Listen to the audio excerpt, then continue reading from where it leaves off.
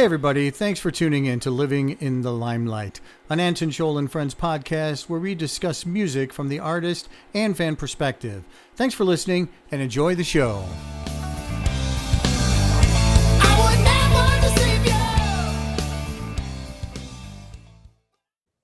All right, welcome to another edition of Living in the Limelight. I am your host, Anton Scholl, and joining me, my very special guest, Billy Sheehan. Billy, how you doing today?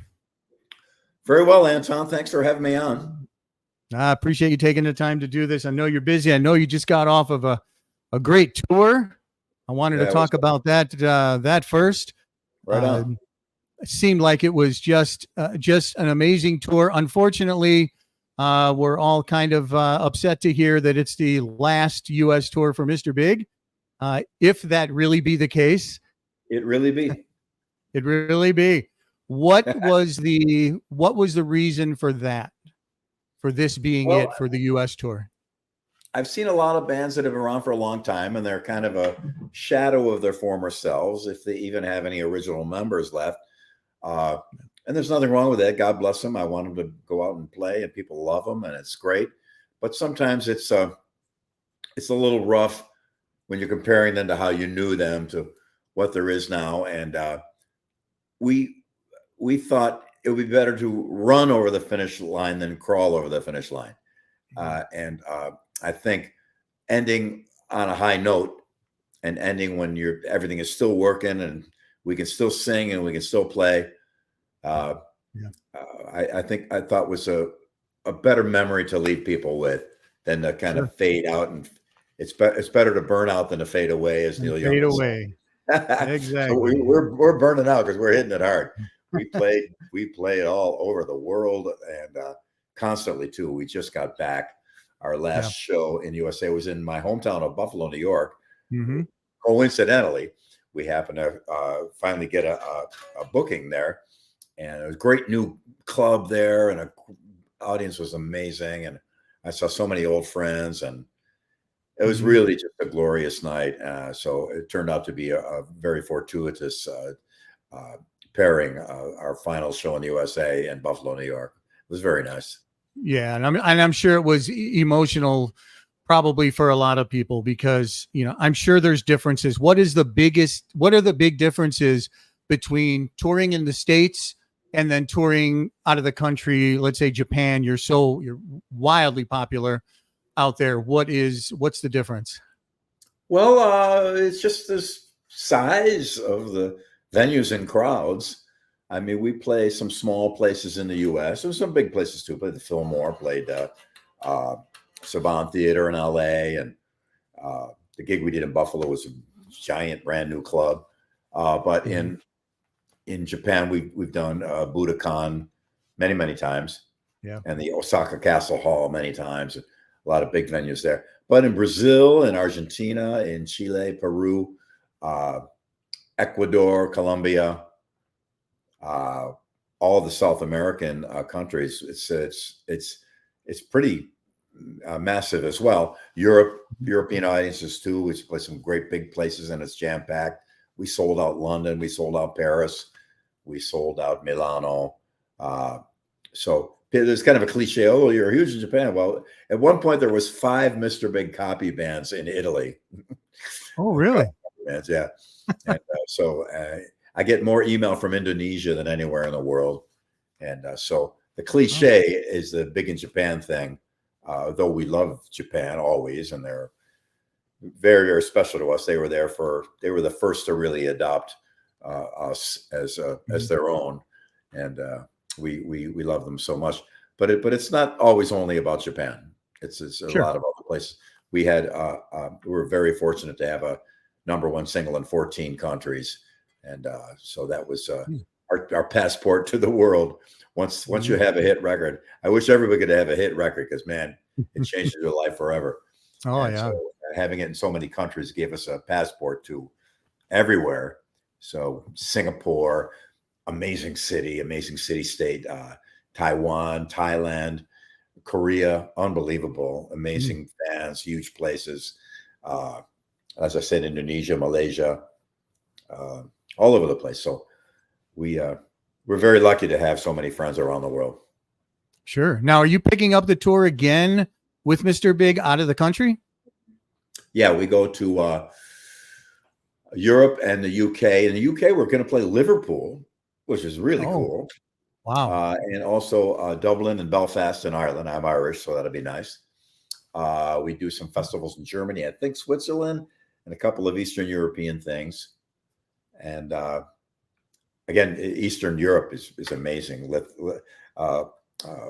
Latvia, Lithuania, Estonia, amazing places. Bulgaria, Hungary, the Czech Republic, Slovakia, off the hook completely. It was so amazing. So we'll be happy to going back there again as well. Now, how long is that? Into about mid-August. I think Mid-August. I leave around sometime in July, maybe the 10th. I think, yeah, July 10th I fly, and I get home, I think,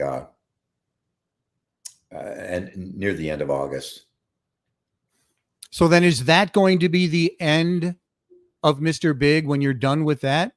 I believe so. Or will you still be doing, maybe a tour now and then out of the country?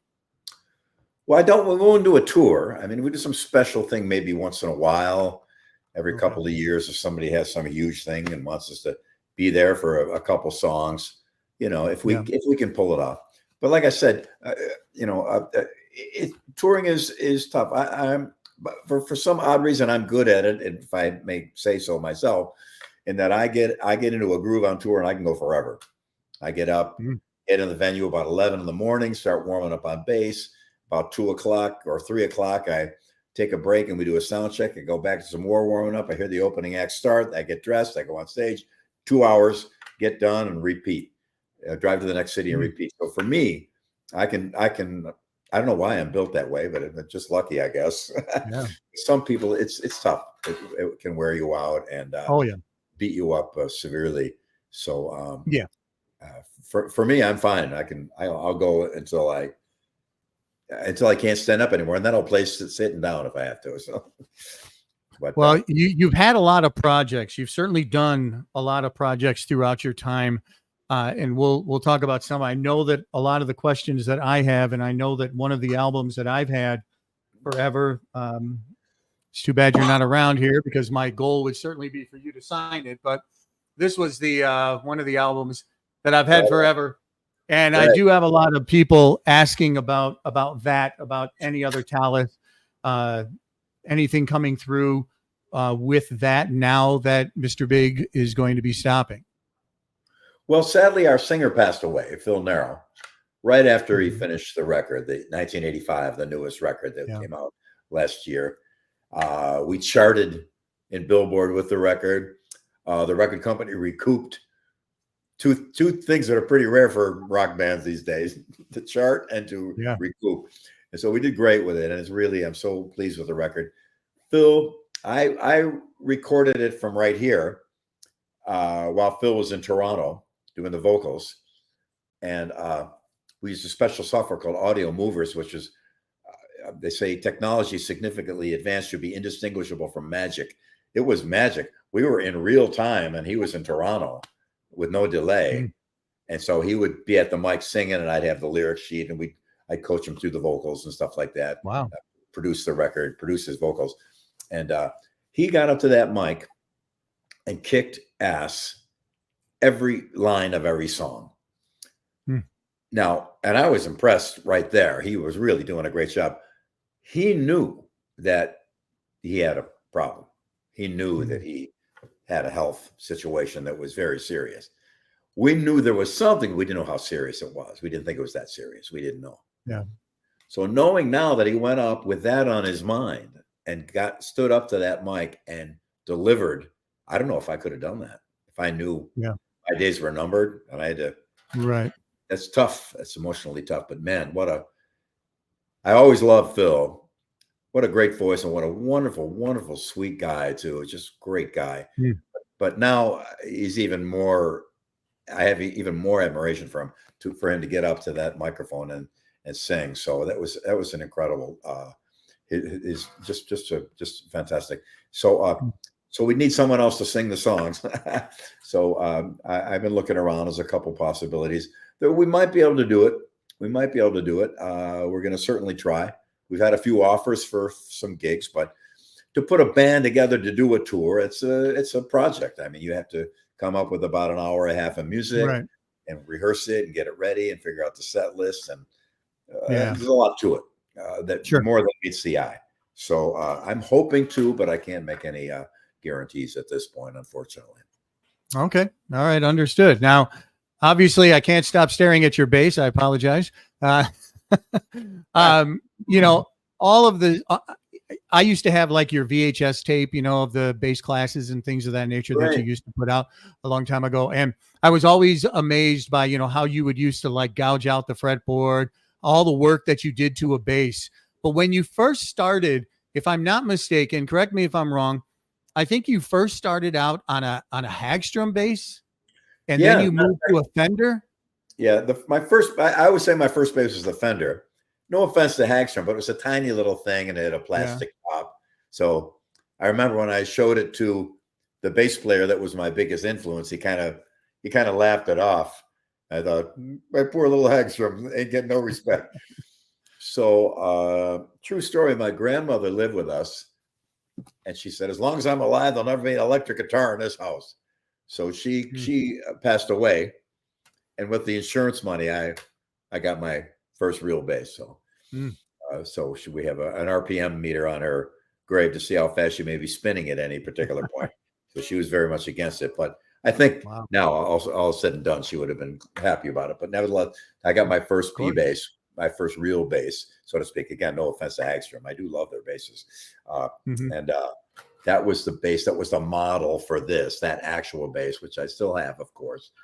That's the one I did the first fret scalloping and added the EBO pickup on the neck position and put the D-tuner on, swapped necks for a Telecaster bass neck, which were thicker and fatter.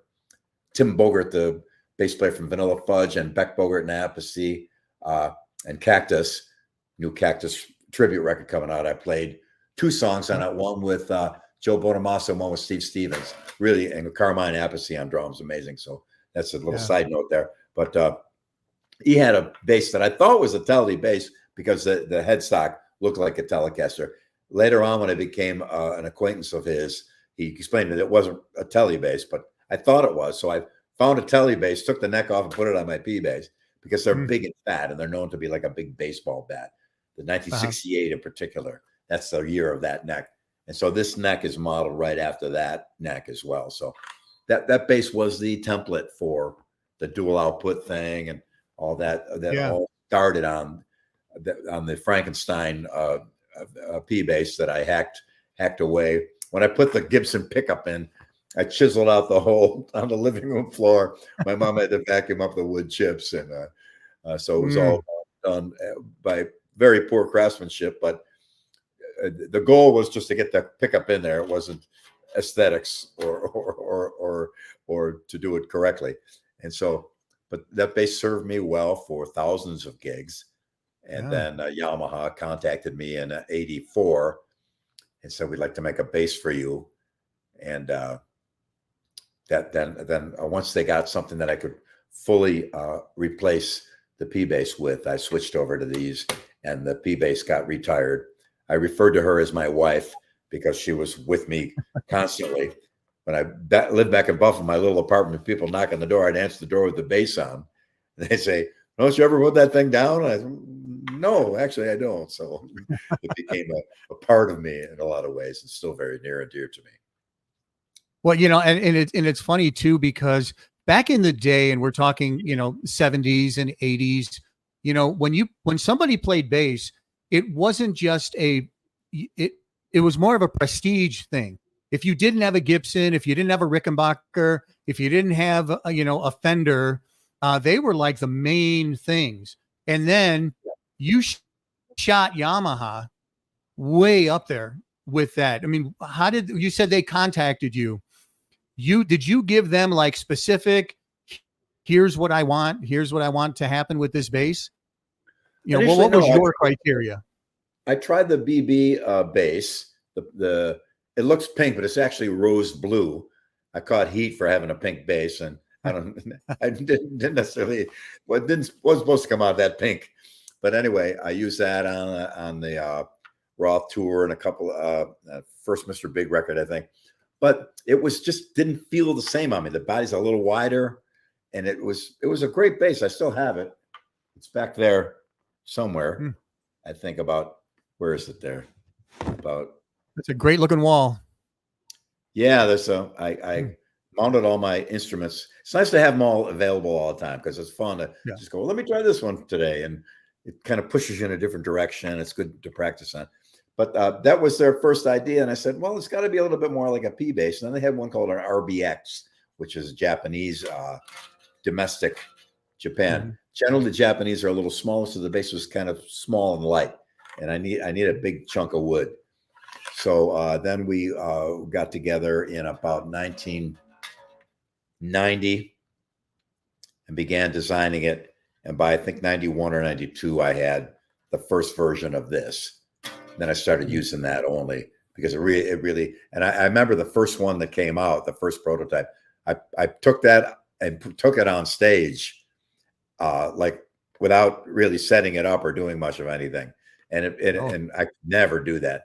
And it actually worked out quite well. The only problem was the fret markers on it. Since it was blue, they used red markers. And on the red version, they used blue markers, just for whatever color artistic thing. But unfortunately, they're black now, because when the blue lights went on, or the red lights went on, they disappeared, because the red light masks them. So I was on stage and I couldn't see the fret markers. So I had to run off the side of the stage with a Sharpie and put a little dot at each spot, just so I could see it when the lights went on. But that bass was that was the first run of the Attitude bass.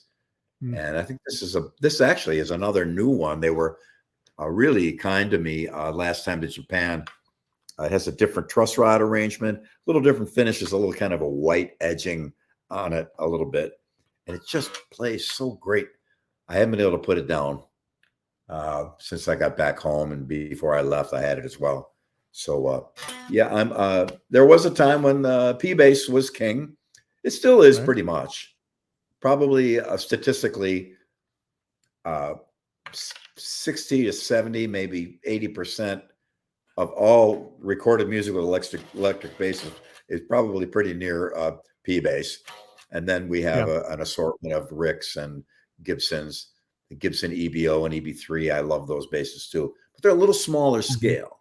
And these are the big fat, a little bit more muscle to it.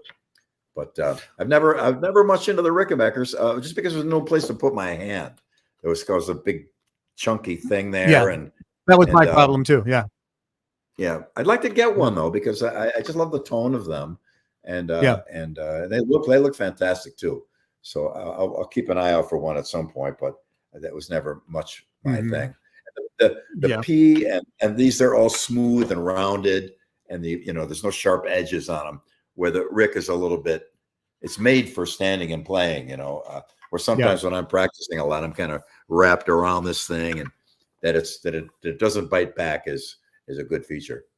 Now, what was Yamaha's reaction when you went to them and said, okay, now I need a double neck? Oh, they were cool. So yeah, we'll do a double neck. And I get a lot of questions on that. I tell people, well, the two necks are tuned differently. Because people couldn't understand why you were doing that or why you had a double neck. So, well, the first time I used it extensively was in Mr. Big, and we had one neck tune normal, and the other tune was all E strings.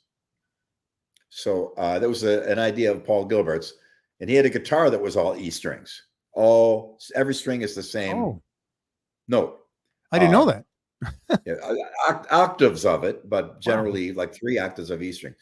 So you can find it on YouTube. We do a little double neck solo together out in the middle of Budokan on the satellite stage, and one neck is all it is really thin, like unwound strings too, all E strings, and the other neck is normal. So to transition from one neck to another, I'd have to put that bass down and pick up another one, and then I have a second wireless system on it, and then switch the wireless channel over. It's a huge pain in the neck. So now with Sons of Apollo, I used it on every show because we had a lot of stuff that was tuned down to low B. And to solo on the low B or play something intricate on the low B bass is a little tougher. It's like the last 4 strings of a 5 or 6 string bass, and it's not impossible, but it just takes a lot more work to articulate it. Yeah, and it's lower pitch too. And you generally piano, your right hand is a dominant hand, and that's a higher pitch. The left hand is not the dominant hand, and that's the lower frequencies because they tend to be, the notes don't go as fast at low frequency because that's just the way that wave works. High frequency, you can do a lot of fast notes, but at low, it's a little more difficult. So that prevented me from, again, having to switch instruments and double wireless and extra chords and A-B boxes and stuff like that. So now with Mr. Big, we have one neck tuned to E flat plus a D tuner. So I can do two tuning variations with that, detuned or regular E flat tuning. Then the other neck is tuned BEAD because we had to lower the key on some songs because we don't have the voices we used to. Yeah. So it would be even too low. I need that low B string to make that work. So otherwise I would have to be, switch instruments a lot, switch wireless, switch cabling, A-B boxes. It'd be, and I like the set to go pretty snappy, end a song and go to another song. And I would not have time to go back. Then I had a lot of animosity and hostility from 5-string players that, well, why don't you just play 5-string? 5-string's better anyway. And I thought, well, bro, we're all in this together. If you want to hate on me because I don't play a 5-string bass, I think you've got bigger problems than how many strings are on your bass. And I respect 5-string, 6-string, 8, 12, whatever you want to use use what you want. We're artists. We can use whatever paintbrush we care to, but to get the animosity and hostility from some of those guys, I think it's because they're not actually really players. They're more keyboard warriors, opining on everyone else when they've never actually done a gig or something, But that double neck is a dream. It looks heavy, it is, but it's really well balanced. And I love when we get to the set where we do the entire Lean Into It album. So we do Daddy, Brother, Lover, Little Boy, Road to Room, or Alive and Kicking, and then Green Tinted 60s Mine. Then we got to go to Lucky this time, which is the low tuning. So Green Tinted 60s Mine. After that, I pop off stage, put that double neck on, and then come out and we start Lucky this time, which is really super deep low tune. And when that low B hits, the whole building shakes, and it's really a cool thing. Then the next song is a detuned E flat, so I don't have to change basses. Then so for the next about 5 or 6 songs, I can just keep one instrument on until we get to Be With You. And Eric does some introductions, so I got time. So I'll go back and get a regular bass, get one of these, and finish off the set with that, including a little bass solo thingy. So there's a reason for it. Sure. Oh yeah. I mean, actually, to play it for that many songs is difficult. Most people will pull out a double neck, and it is so heavy that they can only play it for maybe 2 songs at a time. You're going through like five or so songs in a row with it. The whole show for Sons of Apollo was done on double neck. The whole show. Wow. But again, it's balanced. And I make a joke that my chiropractor loves that bass, meaning it's going to give you a back problem. He's going to be in business still, until he retires. Exactly. But it's not really the case. It's really well balanced and it feels great. And it's beautiful, curly maple neck. They did I think it's rosewood fingerboard. It might be ebony on it. I don't know why they just chose that. I didn't necessarily choose it. And it's just a dream to play. It plays really well. When people try it, they can't believe. They're astounded at how the thing just plays beautifully. Because you got all that mass and sustain on it is incredible. And it's not that heavy. It's not that big of a problem at all. Right. Well, yeah, you're right. And a lot of people do have issues when they see other bass players. Like I had posts on there about asking me about all this, like, why aren't you doing a 5? have you ever played a 6? And would you use a pick if you played a 12 string, and all this other kind of stuff that came out? You're right. A lot of them are keyboard warriors. Legal. A lot of them are just looking. It's all legal. People worry about, can I use a pick? Sure. Paul McCartney used a pick. I think John also did in the beginning to some degree, a little bit. A lot of great players. Matter of fact, the guy, I hope I get this right because it's somebody else's story. I don't want to make a mistake. Pardon me if I'm wrong. My apologies to Victor Wooten, but he got into this bass player that played a pick, bass player for Paco de Lucia. Forgot the gentleman's name, but he's an amazing player. But he's a pick player. And Victor heard that and wanted to do that. So he started doing that upstroke thing with his thumb. And that's where it came from, to try and mimic how a pick goes. And now it's become a standard technique that hundreds of bass players use, that upstroke with the thumb while you're plucking. But it came from Victor imitating a guy who played with a pick. Because there's certain things that you could probably do on a pick that maybe would take more effort with your fingers or thumb slapping. I think anybody can do anything on anything if you work at it hard enough.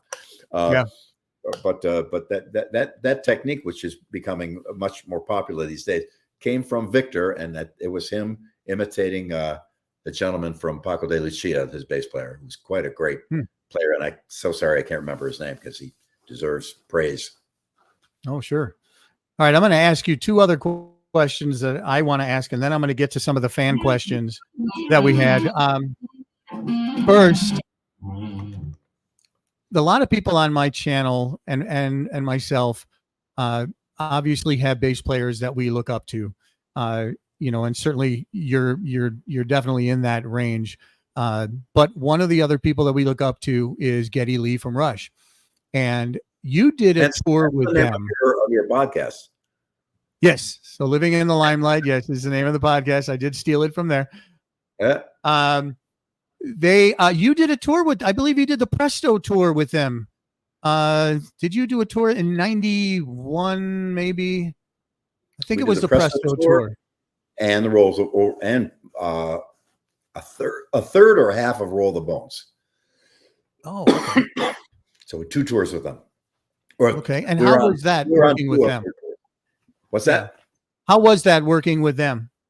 They are the kindest, sweetest, most wonderful, ego-free, generous people.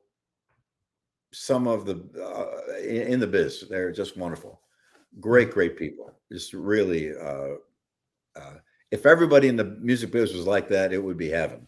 It's just incredible.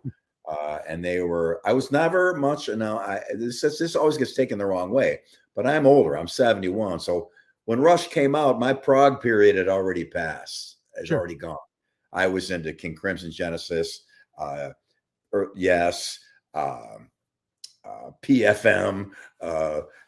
Mahavishnu Orchestra, stuff like that. That was my prog period. So by the time Rush came along, I was kind of into a different thing by then. So I didn't much. I liked the band, but didn't become this thing to me. And there's some people who Rush as their entire lives, and everything they do revolves around that solar system. God bless them. Rightfully so. They're an amazing band. But it just didn't have to be my thing. And people interpret those. Oh, he doesn't like Geddy. He doesn't like. No, I love them. As a matter of fact, when we toured with them, I really got to listen for once and fell in love with the band. There was one song they did called "The Pass" off Presto, which I just love that song. And they had it in the set too. It was really, really great. And we got up and did the encore with them for "In the Mood." And which I don't know if they had other bands come up on stage with them to do their encores or not, but they were so kind to us and so generous to us. And it was just such a joy working with them. Our hearts were shattered when they lost Neil. Just what a great man. My condolences to Eddie and Alex and all their friends and family, of course, but what a class act from top to bottom. Geddy's an amazing player, great performer, and I've never heard him sing a flat note ever. I never heard him miss a questionable note in his vocal ever, live or not. It's really just great. and Alex. And singing and playing at the same time is always Yeah, something of a lot of bass players aren't able to do, especially with the lines he plays and the notes that he sings is very difficult. yeah, he is just the greatest. Well, I wanted to Yeah. ask you about your songwriting also, because you are a prominent songwriter. You did most of the songwriting, I believe, even on the Talus days. Uh, how how does your songwriting? How did that come about? Like when you put a song together, a guitar, like you actually write it on the bass, or do you write it on piano, guitar? How do you write a song? Mostly guitar, because it's just easier to strum and sing. Yeah. So I'm trying to basically get the foundation of a song of some kind of melody or chord change. Mhm. Usually the last thing I address is the bass. And then I just figured, okay, what bass is going to work there, and come to that, because I hopefully have a pretty good handle on this, enough to come in and figure out what a song might need or how a bass could enhance what we have there already. Yeah. But I started out songwriting with writing awful, terrible songs and just improving as I went along. The first Sure. couple were just, what was I thinking? But it's good to do. You make those kind of mistakes. And I listened to Oh yeah. and played. Well, in Talus, we were a copy band for years and years and years. So as a copy band, you play the hits, you play the best songs. You don't play some deep cut from side two. You play the hits. Right. And so you get used to playing great songs by great artists with great choruses and great lyrics and great harmony. And it starts to seep in. With me, eventually, a little of it did hopefully seep in a tiny bit. And I started to get a little bit more. It's a craft like playing bass or painting or any art form, and you can gradually improve. There's a lot of great songwriting information out there now and books about it and explain things that I wish I would have known more of earlier on. But being a huge Beatles fan, who arguably are probably the best written band in pop history, an arguable point, of course, the Beach Boys and many others. But nevertheless, I was so in tune with that band and how they wrote and how brilliant some of their moves were. A lot of writing is pretty simple now. There's 4 chords, and they repeat and repeat and repeat, and even the chorus is the same 4 chords. So it's a style in its own. Nothing wrong with it at all. Right. But the Beatles come from a time where there were some chord changes, and also my mom was a big Sinatra fan, and the songwriting for that era was a completely different level of just spectacular technique of songwriting as an art form in itself. Frank never wrote a song. Elvis never did, I don't believe. Three Dog Night never wrote a song. A lot of artists. It wasn't until the Beatles came out and Bob Dylan, that the whole idea of writing your own material was a thing. And I have a huge iTunes collection, and I have in my collection the Beatles' very first demo they sent to Decca Records in England. They're related to Capitol Records in the USA. And I think there was about 20 songs on it. Guess how many were originals? Can you guess? No, I probably say very little. Zero. Okay, yeah. That's yeah. So they developed as songwriters from their very first demo. And even on the first record, Twist and Shout, A Taste of Honey, a couple other, I think there's about 5 or 6 copy tunes on their first record. But then by the time Sgt. Pepper and Revolver and the later Beatle records came out, their quantum leap of songwriting technology for them, technique rather, was just incredible. So I took a little bit of a cue from that and some solace in saying, well, my horrible early songs. That was my horrible early years. So later on, hopefully, then again, it's up to anyone else's opinion. The stuff seemed to smooth out and get a little bit more in tune with songs that could reach people. Because the whole point of a song is to put together something that communicates to somebody else, not necessarily to sell records or become famous or show off your chops. Is you want to have a sentiment and an emotion or a story or a point of view that touches people. And that way, that kind of a song goes on forever. To Be With You with Mr. Big, we play that in China. And, there's people with tears in their eyes, how much that song means to them all over the world. So, that's the real point of focus. So, the Talus Sink Your Teeth in that record, all those songs are mine. The first Talus record we did, I think I only had maybe 3 or 4 songs on that. But I became a more prolific writer as my confidence went up a bit, and I'm launching on a lot of writing as we speak now here in my studio. So how has it changed then? I mean, you're talking all the bands that you were in. I mean, from Talus, Winery Dogs, David Lee Roth, and all of the other things that you've done with Mr. Big. Is there songwriting would seem to be a little bit different? Is it more collaborative now than it was before? It can be or not. Sometimes one guy in the band will bring in a song and I check it out. I go, hey, let's do it. Great. Okay. Right. Paul brought in Greenton and 60s Mine, and the demo was almost identical in arrangement. I think we changed keys. Almost identical in arrangement to what we ended up with in Mr. Big. Eric brought in To Be With You that he wrote with another outside writer. And we heard that and said, come on, let's put it on the record. Yeah. So, and then sometimes when you write things together, we wrote, Paul was playing this little guitar, bendy guitar kind of thing. I said, Paul, what key is that in? It was key of G. So me and Pat Torpy, God rest his soul, just looked at each other, go 3, 4, you can do that. And okay, now it's going to go to, let's take it to an F, back to C, and then come around to the G again. Okay. And so he adjusted the riff to fit those key changes. And okay, now we're in G for a verse. Where do we go for the chorus? Go up to the 4th, up to C to D, and then to the F, and then let's sing the chorus over that G again. And send it up to Eric. He did the lyrics. Bang, there it is. Alive and kicking. So it can come in many ways. And a lot of people, I get that question. They think, well, how do you? There's this one way that you write a song. There's as many ways as there are songs.